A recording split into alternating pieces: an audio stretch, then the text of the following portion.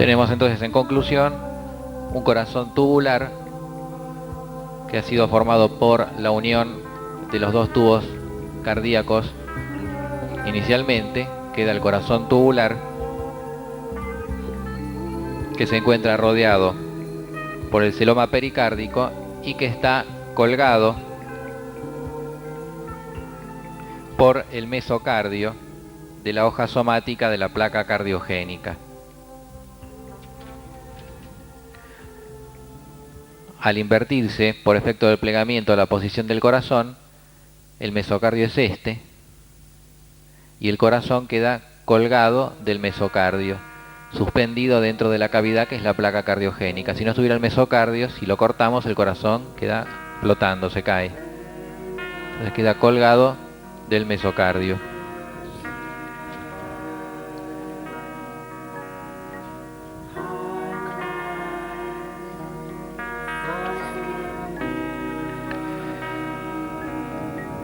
El tubo cardíaco presenta ahora una serie de dilataciones que son desde la parte caudal hacia la parte cefálica, el seno venoso, la aurícula, el ventrículo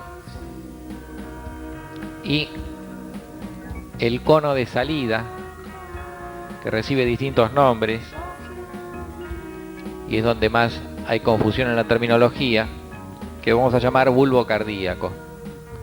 El concepto de que esta es la entrada, por acá vienen las venas, estas son las venas que están entrando, y este es el sector de salida, el cono de salida, es la última cavidad y es el bulbo cardíaco. El bulbo cardíaco, entre el bulbo cardíaco y la salida de los vasos, se forma el saco aórtico, o sea, acá en esta bifurcación, en esta zona,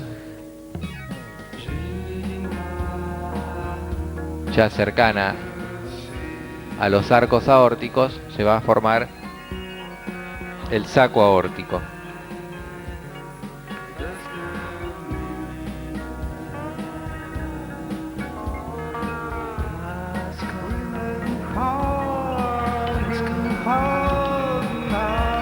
El seno venoso recibe las venas del embrión y del saco aórtico salen los arcos aórticos que van a ir a las aortas dorsales.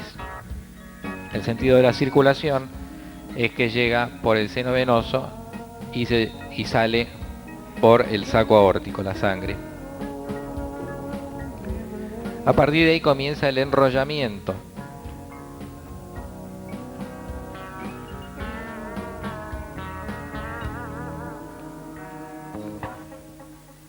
El corazón ya comienza a latir en este momento y hace circular la sangre y al mismo tiempo continúa la evolución.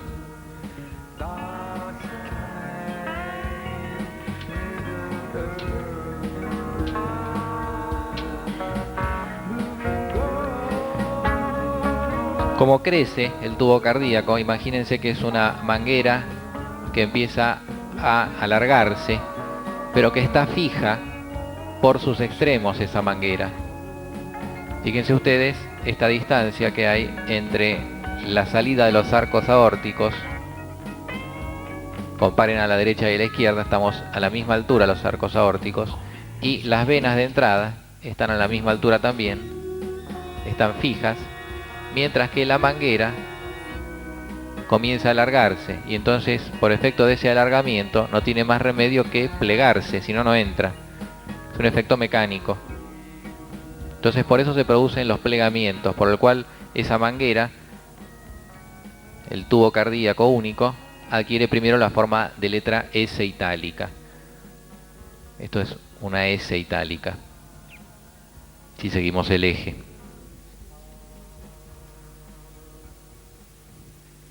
Debido a ese enrollamiento, la aurícula que nosotros teníamos acá, caudal, lo teníamos con respecto al ventrículo, pero por enrollamiento la aurícula sube, se coloca a la misma altura que el ventrículo, fíjense, aurícula y ventrículo, y sigue subiendo hasta que después la aurícula se va a colocar por arriba del ventrículo. O sea, la aurícula va a quedar cefálica y el ventrículo va a quedar caudal, como es en el adulto.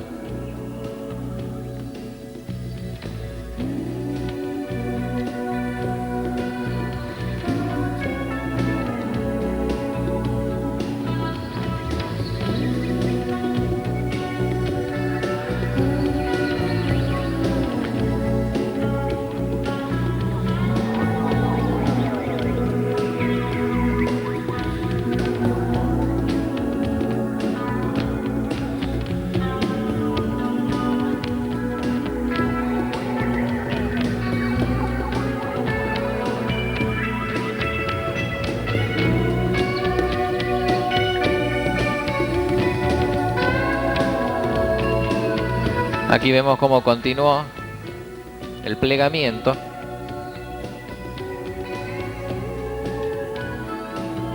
Y las aurículas, o la aurícula en un comienzo, la aurícula queda cefálica y el ventrículo queda caudal.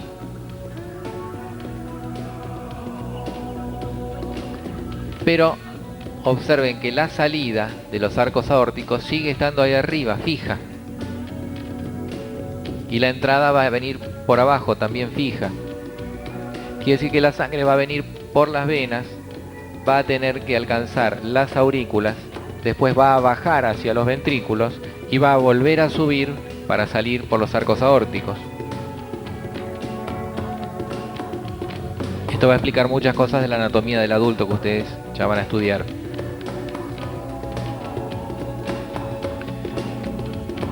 El próximo paso de este proceso es la fusión de cavidades. En la quinta semana, una parte del bulbo cardíaco, que estaba ubicado acá, se fusiona con el ventrículo, forman una misma zona, una misma cavidad. El bulbo cardíaco se incorpora entonces al ventrículo. Por eso el ventrículo tiene incorporado el cono de salida de la sangre, tanto el lado derecho como el lado izquierdo. Mientras que la otra parte del bulbo cardíaco, que no se incorpora al ventrículo, el bulbo cardíaco sería todo esto en un comienzo, una parte queda dentro del ventrículo y la otra parte va quedando fuera del ventrículo. Esa parte que va quedando fuera e independiente pasa a llamarse tronco arterial, que es el nombre más fácil. También se lo llama bulbo arterial o bulbo aórtico, que no hay que confundírselo con el bulbo cardíaco. Bulbo cardíaco es al comienzo, cuando es una sola cavidad, y luego, insisto, una parte del bulbo cardíaco se incorpora al ventrículo y la parte que queda pasa a llamarse, en lugar de bulbo cardíaco, bulbo arterial, porque ya no va a formar parte del corazón, sino que va a formar parte de las arterias. Bulbo arterial o tronco arterial, que es el mejor nombre.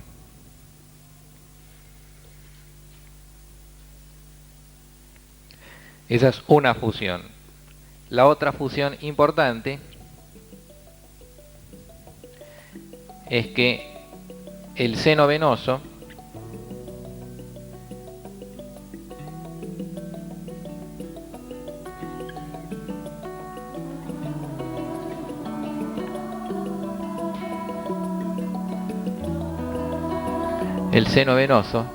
que era la primera cavidad,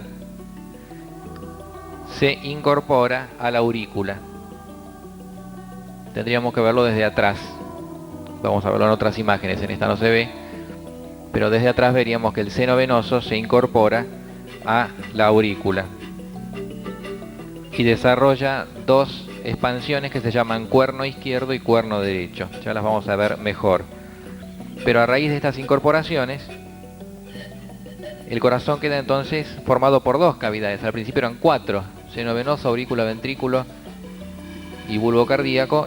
Ahora quedan dos nada más, porque el bulbo cardíaco se incorpora al ventrículo, el seno venoso se incorpora a la aurícula. Quedó todo resumido en dos cavidades, que son la aurícula y el ventrículo. Entonces esas dos cavidades son la aurícula, que es toda esta parte de acá arriba, por detrás, y el ventrículo único, que está caudal y por delante. La aurícula está más cefálica y por detrás. También aurícula única.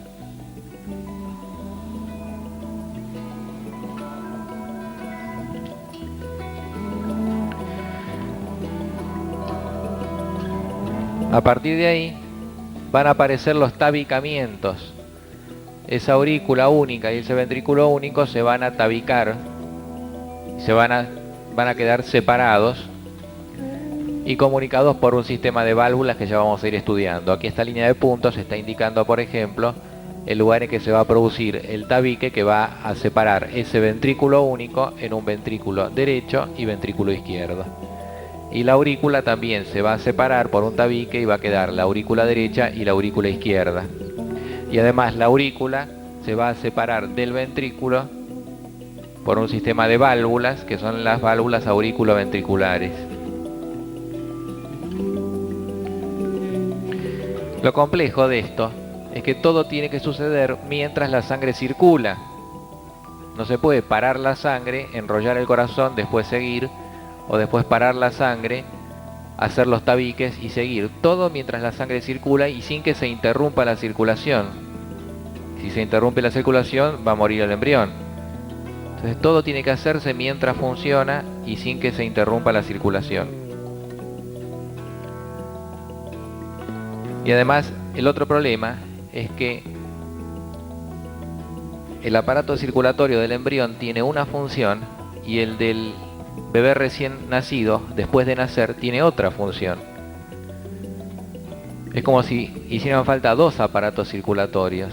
Uno para el embrión y para el feto, que va a hacer circular la sangre, pero que no necesita esa sangre pasar por los pulmones del feto, porque el oxígeno lo recibe de la placenta. Entonces el aparato circulatorio del embrión y del feto necesita traer la sangre de la placenta, traer el oxígeno de la placenta y repartirlo por todo el feto. Mientras que en el instante después del nacimiento, apenas salió y dio la primera respiración, el bebé, el aparato ser otro, necesita traer la sangre de los pulmones, no de la placenta, entonces tiene que cambiar, no tiene que ir más a la placenta, a la circulación, tiene que ir a los pulmones a buscar el oxígeno y repartirlo por todo el cuerpo, cambia totalmente. Y todo eso sin que en ningún momento se interrumpa la circulación y al mismo tiempo que la sangre va circulando.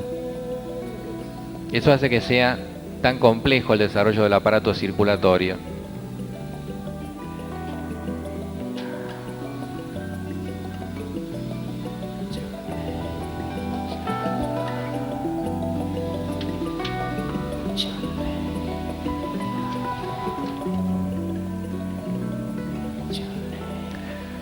Aquí tenemos entonces la posición en que está quedando el desarrollo del corazón y les repito, hace falta dos prácticamente aparatos circulatorios distintos. Uno que durante la vida fetal va a incluir el cordón umbilical, los vasos del cordón, que van a ir a la placenta, pero en el momento en que se corte el cordón y el bebé haga la primera respiración, ese aparato circulatorio tiene que cambiar, no va a existir más la placenta, va a aparecer los pulmones en funcionamiento, todo se tiene que adaptar a eso. La sangre va a cambiar el sentido de la circulación en muchas partes y el corazón tiene que estar preparado para ese cambio de circulación, para ese cambio de sentido. Por lo cual ese momento de la primera respiración y del corte del cordón se transforma en un momento crítico. Si el aparato circulatorio estaba bien formado, se va a poder adaptar y si hay alguna malformación, ahí van a aparecer todas las fallas que pueda haber.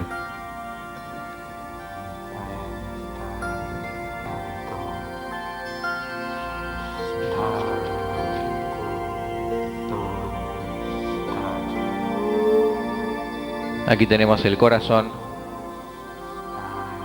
en cuarta semana. Esta es la extremidad cefálica, el ojo, y este es el corazón en formación.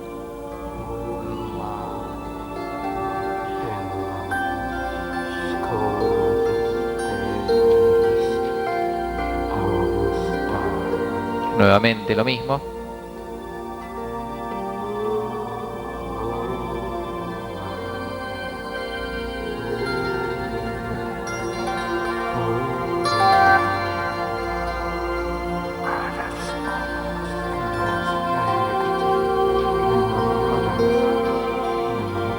Y un poquito más avanzado, quinta o sexta semana.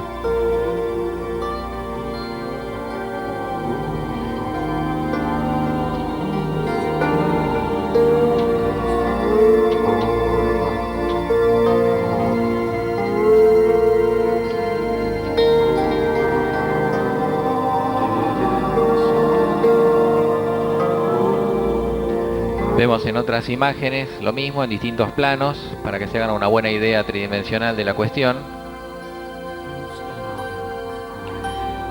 Aquí tenemos los dos tubos endocárdicos que se están fusionando. Comienzan en la parte cefálica, como ustedes ven, y esa fusión se va dirigiendo hacia caudal. Lo último en fusionarse es la parte caudal. Hay otro detalle acá importante a tener en cuenta, y es que en la parte caudal, donde todavía no se han fusionado los tubos endocárdicos, o sea en el extremo venoso, el mesodermo forma el septum transversum. Es una parte de mesodermo que no se reabsorbe y constituye el tabique o septum transversum, que luego veremos la importancia que tiene.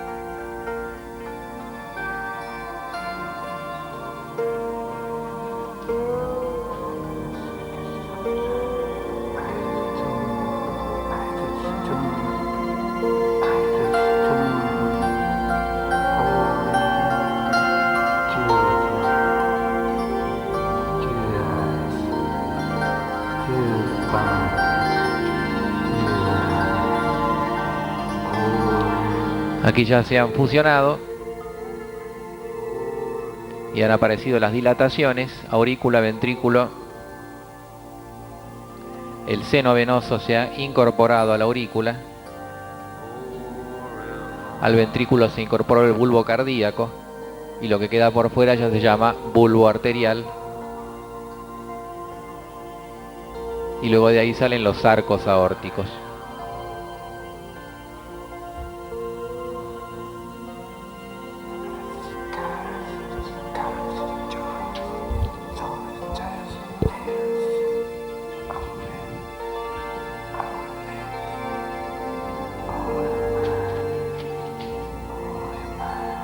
El crecimiento que origina el plegamiento, por el cual vemos, como marca la flecha, que la aurícula va a empezar a subir y se va a ubicar cefálica con respecto al ventrículo.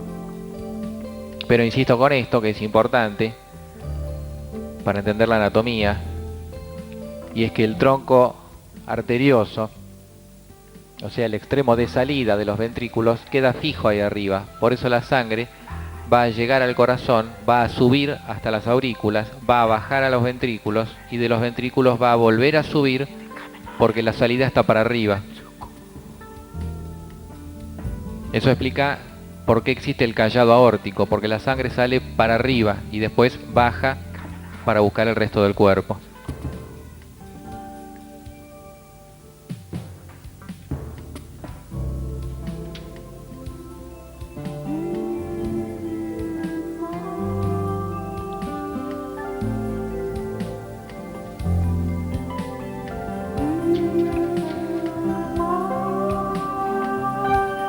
Continúa el plegamiento, la fusión de cavidades. Los elementos son los mismos, pero vemos las aurículas como quedan por detrás. Eso también explica por qué las aurículas son dorsales con respecto a los ventrículos. Las aurículas están por detrás de los ventrículos. y el aspecto de letra S, que toma todo el tubo cardíaco. Todavía es una sola cavidad, acá no hay tabiques. Tiene distintos nombres las dilataciones, pero es una sola cavidad.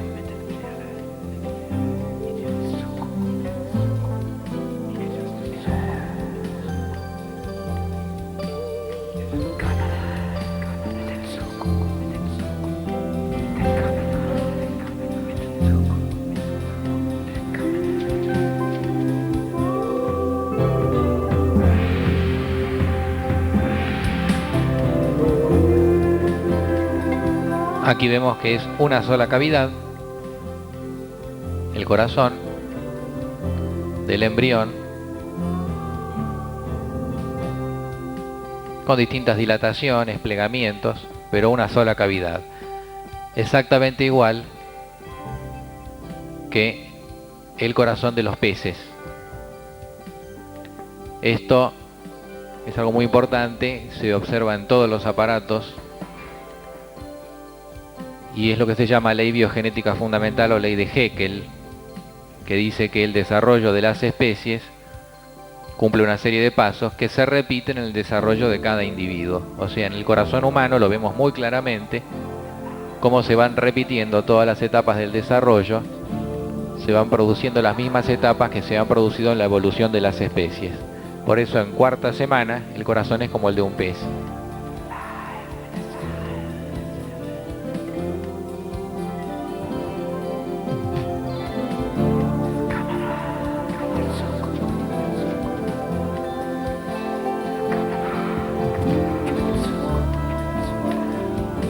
Luego acá se complica un poco. Aparecieron la fusión de cavidades, quedaron dos cavidades, aurículas, ventrículos.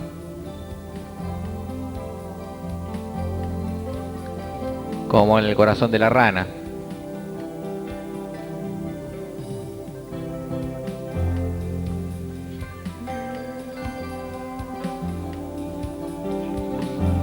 Primero peces, después anfibios.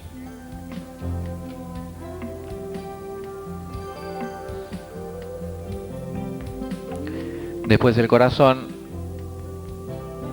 adopta el aspecto del corazón de los reptiles,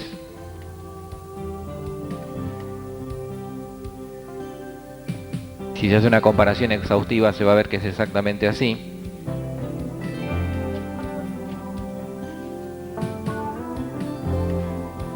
Luego ya más adelante el corazón y la circulación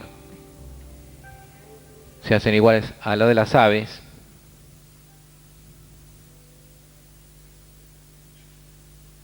Hasta que finalmente, en unas pocas semanas, toma el aspecto del corazón de un mamífero que se va a ir perfeccionando hasta transformarse en el corazón humano con el cual va a nacer el bebé.